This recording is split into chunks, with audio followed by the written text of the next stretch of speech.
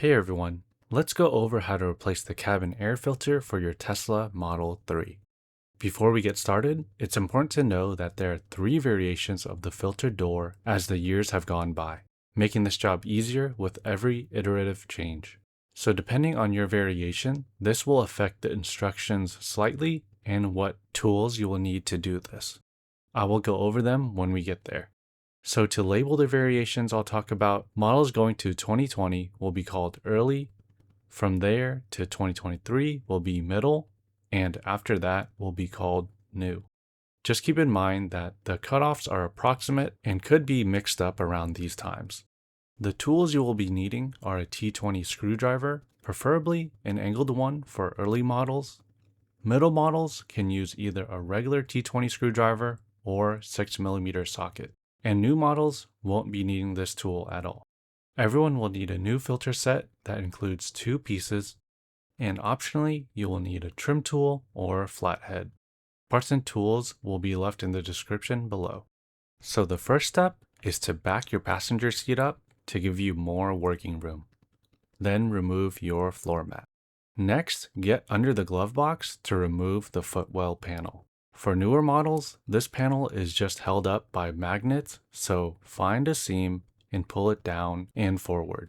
For the early and middle model years, remove the 4 push clips by pulling the clip out from the center where there's an indentation to help you get under it. Both pieces should come out together, but if the surrounding piece doesn't come out, you can just pry that out too. You can use your trim tool or flathead for this, but I just used my fingernails. Then find the seam and pull the panel down and towards you. Most instructions I've seen will disconnect the cables, but I found enough working room to leave it to the side. You can disconnect them if you would like. Now getting to the back where there's space for your fingers, you can start pulling the side panel off. You can start tugging anywhere space reveals itself to release the clips. If you see some orange cabling, then you have an early model. So grab your angled T20. The filter door is towards the rear and is the last vertical looking panel. Early models will have the screw up here. Middle model years will have the hybrid T20 6mm socket screw down here, and new models will just have a squeeze tab here.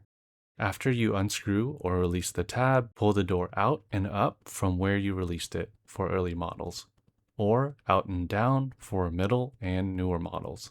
Also, for early models, I didn't have to detach these orange cables to have enough room to work, but you can if you would like. And you can also pull this retainer forward for a little more wiggle room with the cable. Now that you can see the filter, pull the tab on the very top filter to pull it out. Next, grab the bottom tab to lift and pull out the last filter. When replacing the filter, you will want the airflow going towards you, so the arrows should point towards the rear of the car. Or if your filter says inlet, that side should be towards the front of the car. To make this simple, just make sure that the pull tab is at the top right corner, just like how you took it out. Now you can just put your first filter in there, then stack on the second one. To put the filter door back on, slot the bottom in first for early models, or slot in the top for middle and newer models.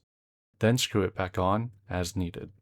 After, to put the lower panel back on for early and middle models, look for the rectangular hole and slide it onto this piece.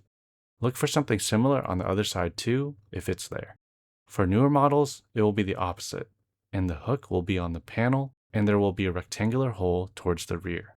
Next, line up and push the panel back up, then reinsert the 4 clips as needed. Before putting the side panel back, take out any of the clips that stayed in the holes by squeezing them or pushing it from the back, then put them back onto the panel. Lastly, line up the panel with the curve and push it back into place. You should hear some clicking. That's all there is to it. I hope that this video helped you, and thanks for watching.